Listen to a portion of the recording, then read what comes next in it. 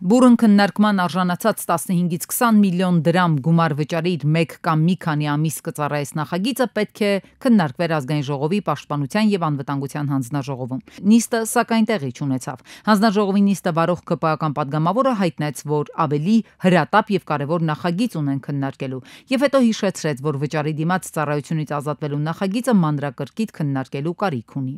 Մանրամասն կրկին լրացուցիչ քննարկումներից հետո կրկին կդնենք հանձնաժողովի նիստում։ Հանրային մեծ ընդվզում կա եւ տարբեր հասարակական, քաղաքական գործիչներ, հանրային գործիչներ, ընդհանուր մինչև մարդու իրավունքների պաշտպանը տվել են իրենց բացական եզրակացությունը։ Ամեն դեպքում մենք հետամուտ ենք լինելու այս հարցը ընդմիշտ Հայաստանի Հանրապետության օրակարգից դուրս բերելու համար։ Նախագծի քննարկումը չեղարկվեց հանձնաժողովի անդամ ընդդիմադիր падգամավորների գնահատական այդ նախագծի վերաբերյալ նույնն է, այն հակասահմանադրական է, թերի, վտանգներով լի եւ ոչ թե խթանելու է զորակոչի ենթակա երիտասարդ տղաների ներգաղթը, այլ բերելու է արտագաղթի թվերի ավելացմանը։ Շրջանակները ոչ միայն ընդունում են այս օրենքի նախագիծը, այլ կա մեծ սպասում եւ Սփյուռքում բնակվող մեր հայրենակիցների կողմից եւ Հայաստանի Հանրապետության տարածքում բնակվող մեր հայրենակիցները շատերը սպասում են օրենքի նախագծի ընդունմանը, ինչ իր հետ բերելու է ներգաղթ, հետախուզման մեջ գտնվող հայրենակիցների հետ վերադարձ, բերելու է արտագաղթի կանխում։ Ինչ վերաբերում է ներգաղթին, նախորդ տարի դուք օրենսդրական նախաձեռնություն հանդես եկաք, որը ընդունվեց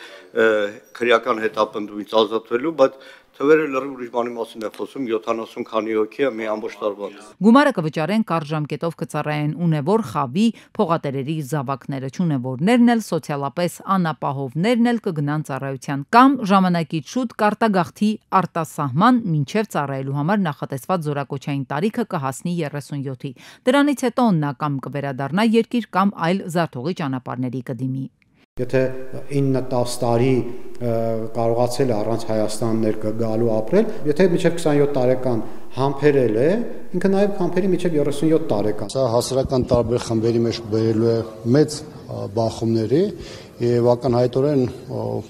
արդարության սկզբունք այստեղ ամբողջությամբ փլուզվում են։ Ռազմական ոլորտի շատ մասնագետներ էլ առաջարկում են մտածել ջանք թափել, թե ինչպես անել, որ բանակում ծառայելը դառնա գրավիչ, ներքին կանոնակարգային համակարգը լինի առողջ, զինված ուժերում չլինեն մահեր, արտակարգ դեպքեր խաղաղ պայմաններում եւ ի վերջո կոռուպցիան, վատ բարքերն արմատախիլ պետք է արվի զինված ուժերից։ Բոլորը պարտավոր են ծառայել Հայաստանի Հանրապետության զինված ուժերում, պետական մարմինները պարտավոր են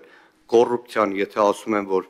կոռուպցիա կա, կոռուպցիան արմատախիլ անել։ Ռազմական ոլորտի մասնագետները շատ հետաքրքրական եւ կարեւոր առաջարկներով են հանդես գալիս 21-րդ դարում պետություններ կան, որոնք պրոֆեսիոնալ վճարովի բանակներ են կառուցում։ Միլիոնավոր դոլարների հասնող գումարները, որ պետությունը ծախսում է վարժական հավաքների կազմակերպման, անցկացման համար, կարելի է գործածել պրոֆեսիոնալ բանակ կառուցելու վրա։ Մասնագետները վստահ են, բազմաթիվ քաղաքացիներ պատրաստակամություն կհայտնեն ընդգրկվել պրոֆեսիոնալ բանակում եւ ծառայել աշխատավարձի դիմաց։